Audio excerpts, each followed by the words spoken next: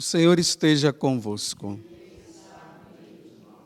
Proclamação do Evangelho de Jesus Cristo, segundo Mateus.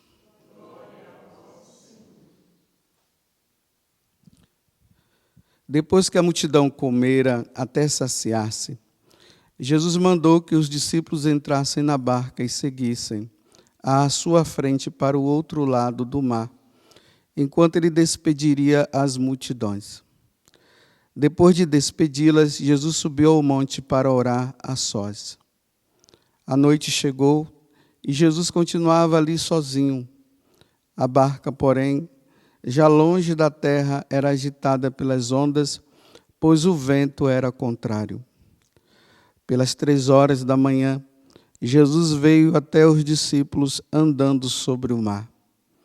Quando os discípulos o avistaram andando sobre o mar, ficaram apavorados e disseram: "É um fantasma", e gritaram de medo.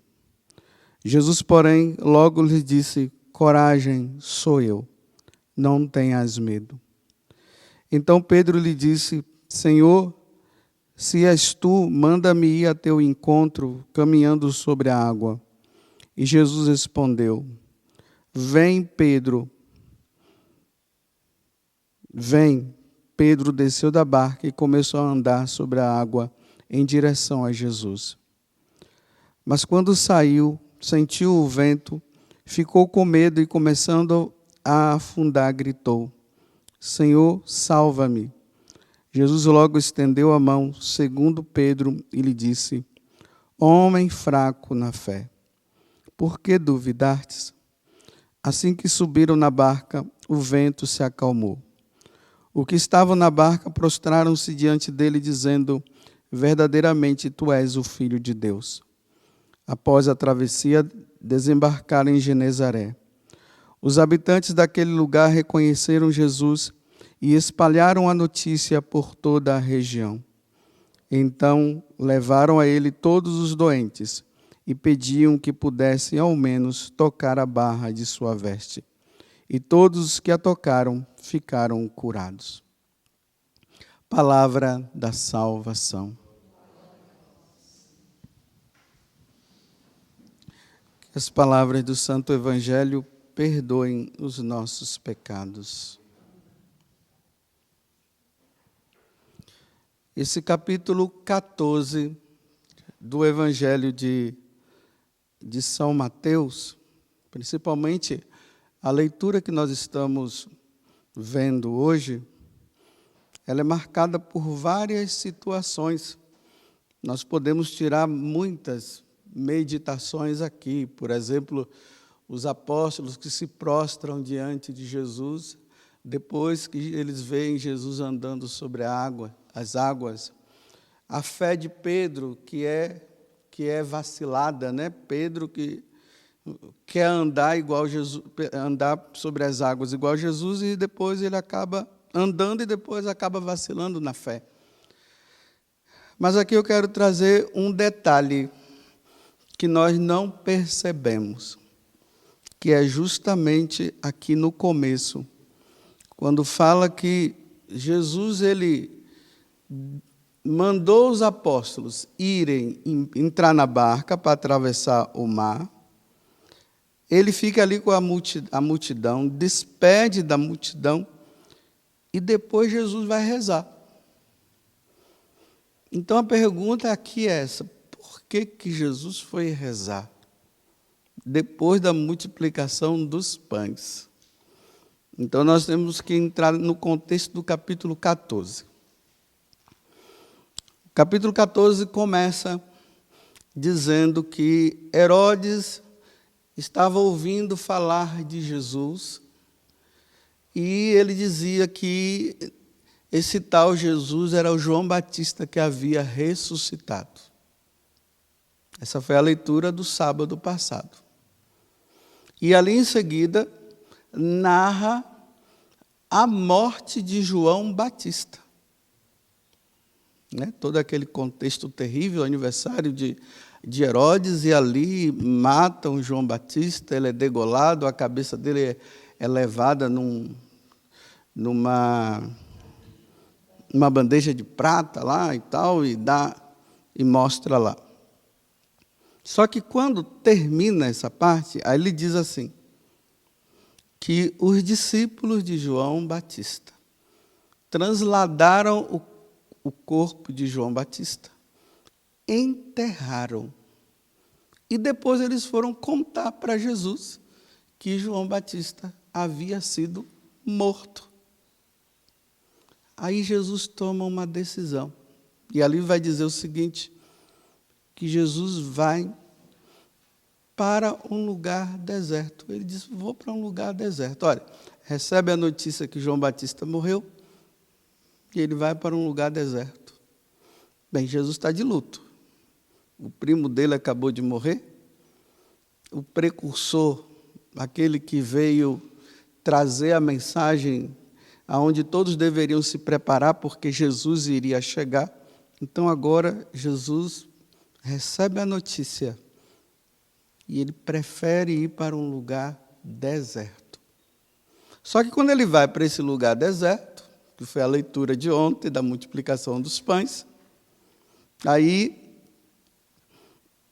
ele vai descer da barca, a multidão vai seguindo ele, né, porque eles estão na barca, a multidão vai seguindo. Quando ele desce da barca, aí o intuito que Jesus tinha, ele deixa por um momento. Aí o pessoal vem, aí narra que ele ficou com compaixão daquele povo. E ali ele começa a falar, ensinar, aí vem a multiplicação dos pães. Quando termina a multiplicação dos pães, já ali no finalzinho da tarde, aí ele manda os discípulos, como eu já falei, aí despede da multidão, aí ele volta o intuito. Ele vai de novo para o lugar e lá ele fica rezando. Olha, ele começa a rezar durante o final da tarde, e aqui está dizendo, né? Passa a noite toda rezando, e nisso os discípulos estão lá remando. Aí, de madrugada, olha, de tarde, ele começou a rezar, passou a noite toda, de madrugada é que ele sai desse momento de oração. E aí ele vai em busca dos apóstolos, aí tem essa narrativa que nós acabamos de ouvir, ele vem andando sobre as águas e tudo mais. Mas o que é que eu quero trazer para nós no dia de hoje?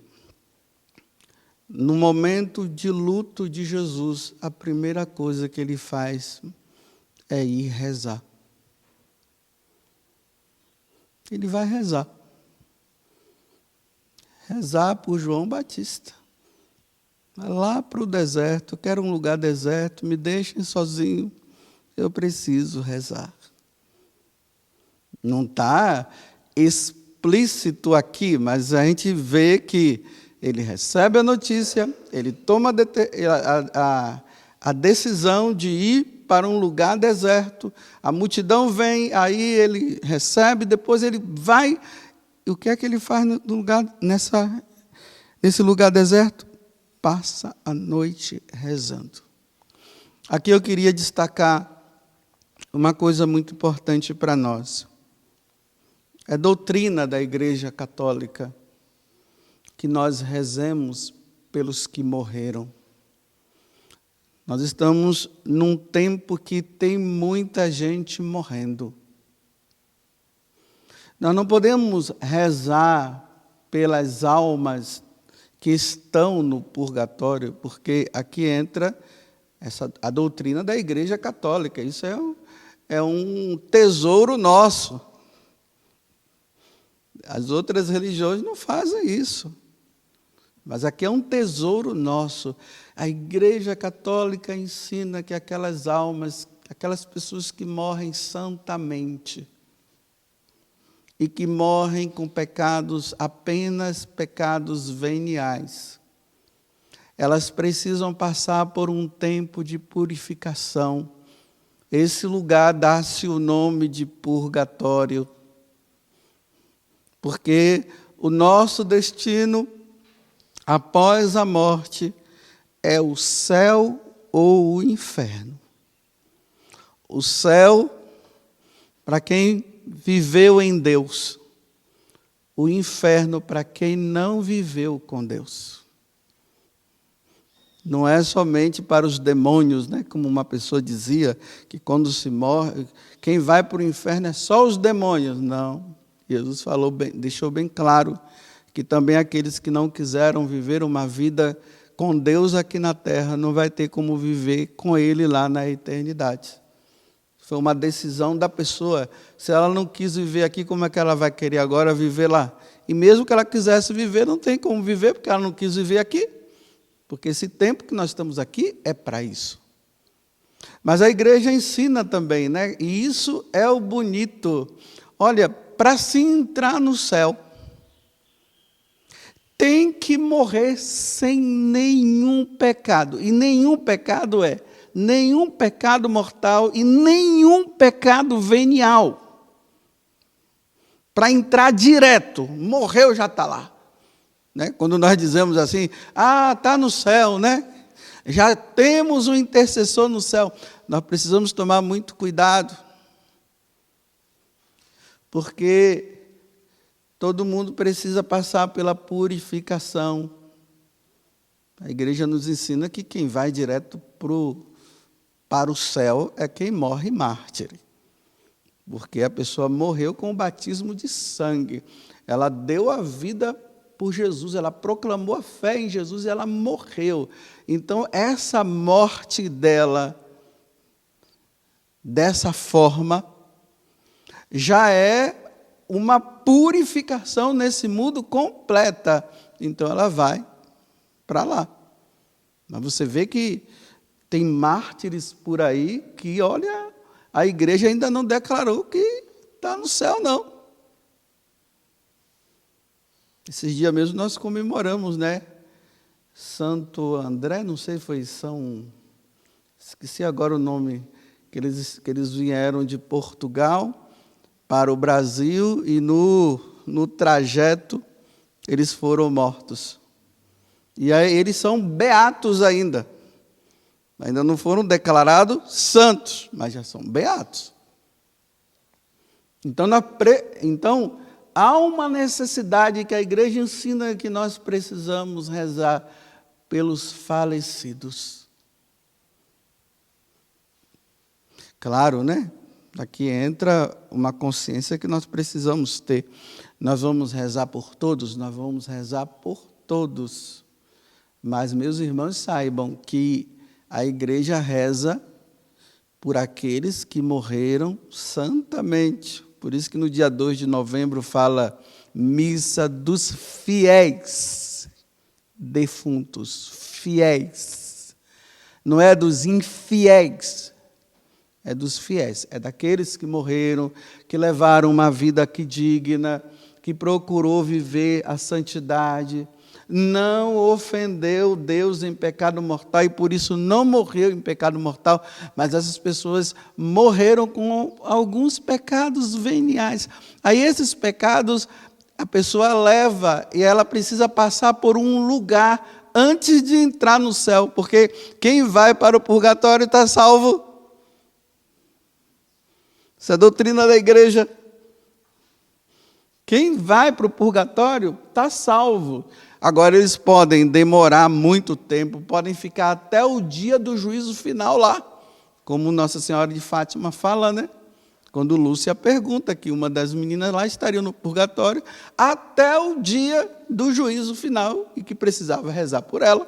E eles se oferecem, quando Nossa Senhora pergunta, você quer rezar por eles? Sim, queremos, então se ofereça o sacrifício. Então, aquela pessoa, por mais que nós digamos assim, nossa, é muito santa. Sim, é muito santa, mas, meus irmãos, precisamos rezar por ela. Como eu falo sempre aqui para vocês, Santa Teresa d'Ávila dizia, qual é a pessoa tão santa que não mereça um purgatório antes? Repito, tem pessoas que têm um purgatório rápido. Tem outros que é mais ou menos. E tem outros que é demorado. E as almas do purgatório, elas não têm mais o que fazer por elas. Elas só precisam que nós não esqueçamos delas, para nós rezarmos por elas, para que o purgatório delas diminua e assim elas possam entrar no céu e contemplar a face de Deus. E aí, quando elas entram lá, elas se tornam intercessoras de nós, porque agora elas são santas, porque estão no céu. Isso é doutrina da Igreja Católica, não é doutrina dos protestantes. Os protestantes não acreditam nisso.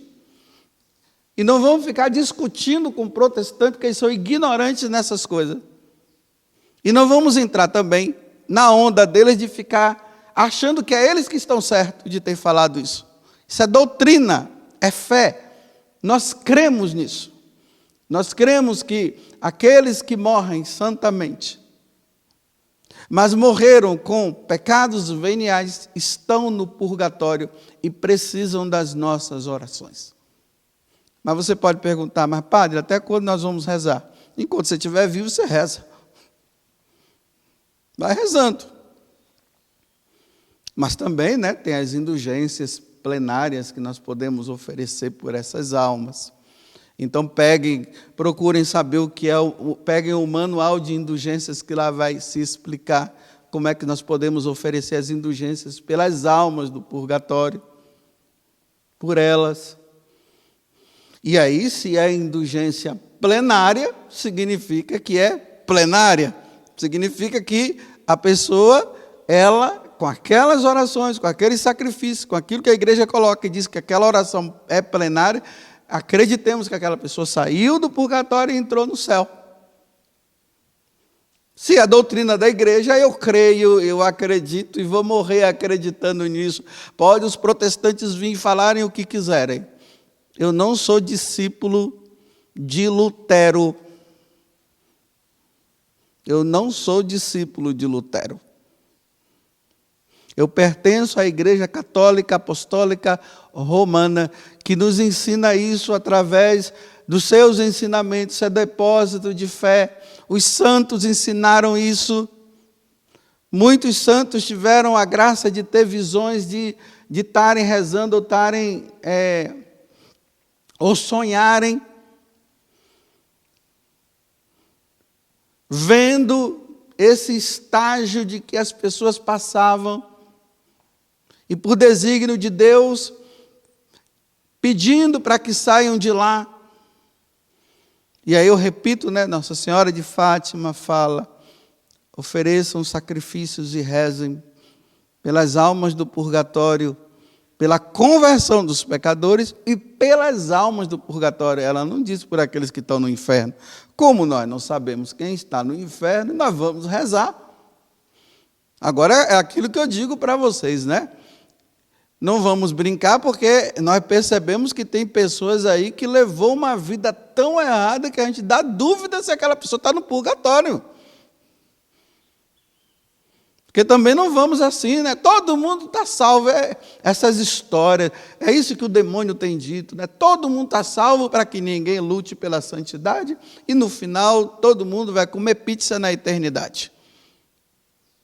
E é muito sério isso.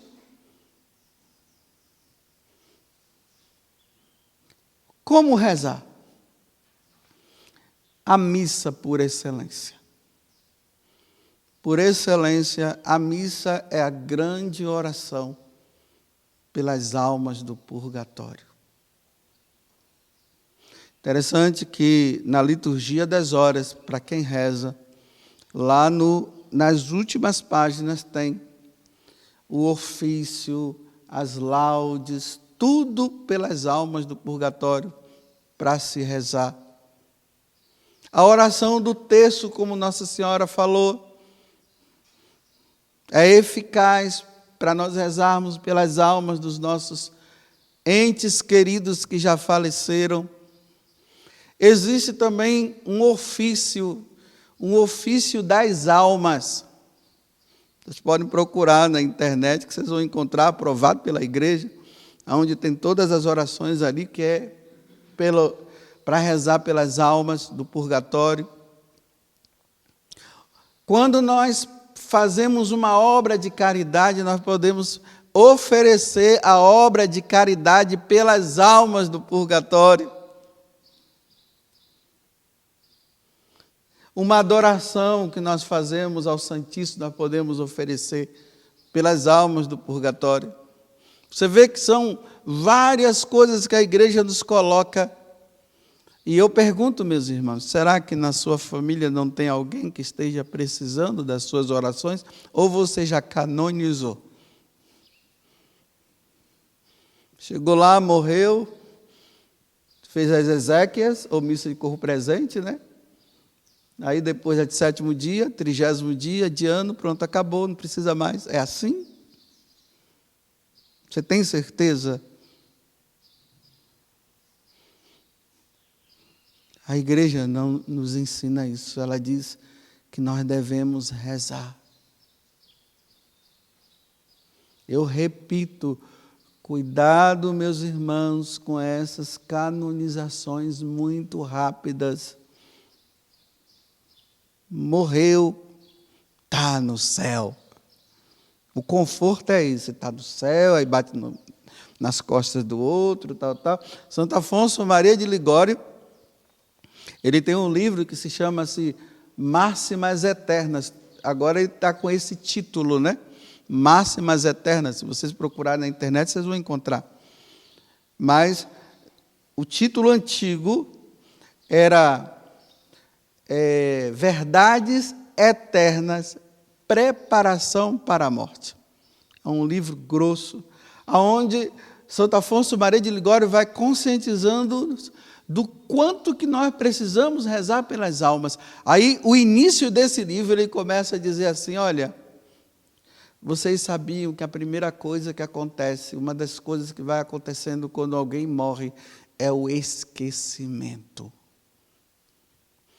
E sabe como é que se dá? É assim, primeiro aquela notícia, né? Morreu. O quê? Ah, eu não acredito. Aí, e tal, e a pessoa vai. Aí vai para o velório.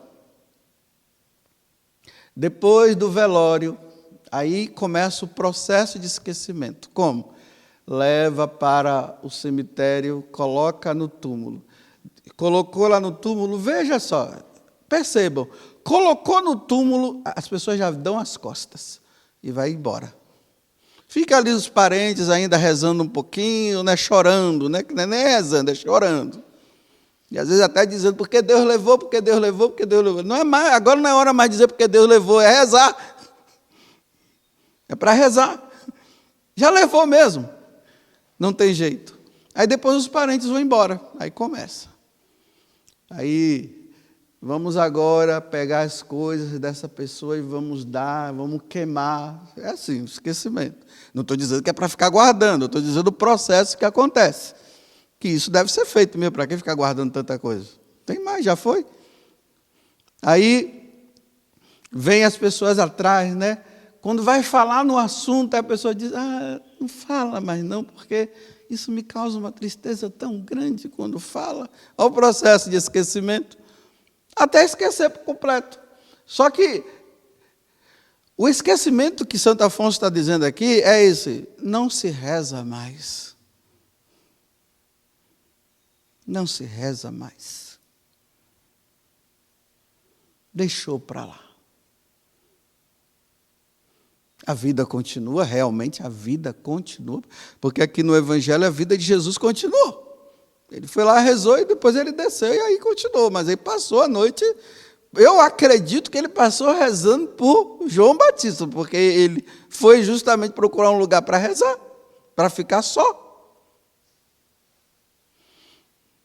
Então, meus irmãos, qual é o preferível? Olha só, como a igreja ela é mãe e nos conforta, né? Nós só temos dois caminhos depois da morte: o céu ou o inferno. Para ir para o céu, nós temos que morrer sem nenhum pecado. Eu estou frisando aqui, olha, para ir para o céu direto, morreu aqui, já foi para o céu, tem que ir sem pecado, sem nenhum pecado. Entenderam, né? Para ir para o inferno, tem que ir com pecado mortal. Morreu com pecado mortal, vai direto para o inferno. É doutrina da igreja. Meu Deus, se para eu entrar no céu direto, eu tenho que morrer santamente, ao ponto de não morrer sem nenhum pecado, e eu, qualquer um justo peca 7 dias num dia. Aí a igreja diz assim: olha, meus filhos, existe um lugar de purificação. Opa, que alívio, graças a Deus. Ah, tem um lugar de purificação. Tem esse lugar, chama-se purgatório. Olha que coisa boa. Os protestantes ficam dizendo: não, não existe, não tem. Então morra santamente, viu? Sem nenhum pecado. Eu prefiro acreditar, e eu creio que o purgatório existe, porque isso aqui é um alívio, né? Então, olha, como eu estou vivendo a minha vida, lutando para não cair em pecado mortal, e graças a Deus, meus irmãos, eu tenho um tempo que eu não caio. Mas os veniais, aquele julgamentozinho, olha para a pessoa, já fica julgando. Eu não quero julgar, mas já julga. Aí um outro me faz eu ficar com raiva, eu fico com raiva. Eu não quero ficar com raiva. Essas coisinhas aqui, né? Às vezes uma falta de fezinha, né? A fé grande, aquela falta de fezinha aí. Aí o bichinho me pega, eu já entro já em estado de coma e já estou lá, pronto. Agora já foi em coma. Está em coma, mas foi com aqueles maus pensamentos, não deu tempo para confessar. Purgatório. Aí vocês precisam rezar muito, né? Para que eu possa realmente, ao morrer, receber as orações vossas. Vou terminar com aquilo que os santos diziam. Eu não sei se foi São João Maria Vianney ou foi Santa Teresa d'Ávila, que elas diziam assim: eu tenho muito medo de vocês estarem dizendo que eu sou santo e depois eu vou morrer e ninguém vai rezar por mim. Eu vou estar no purgatório e vão dizer assim: ele é santo, já está no céu. E ali está purgando por causa de algumas faltazinhas. Bem, espero que vocês tenham entendido. Que Deus nos dê a graça, então. Hoje, meus irmãos, não é julgamento meu, não, é uma verdade. Tem parente de vocês que está no purgatório e vocês não estão rezando. Então, reza um terço por eles hoje, né? Faz um sacrifício, oferece um jejum, alguma coisa, uma penitência. Porque eles estão lá dizendo: ninguém reza por mim, ninguém reza por mim. Louvado seja nosso Senhor Jesus Cristo e vossa Mãe Maria Santíssima.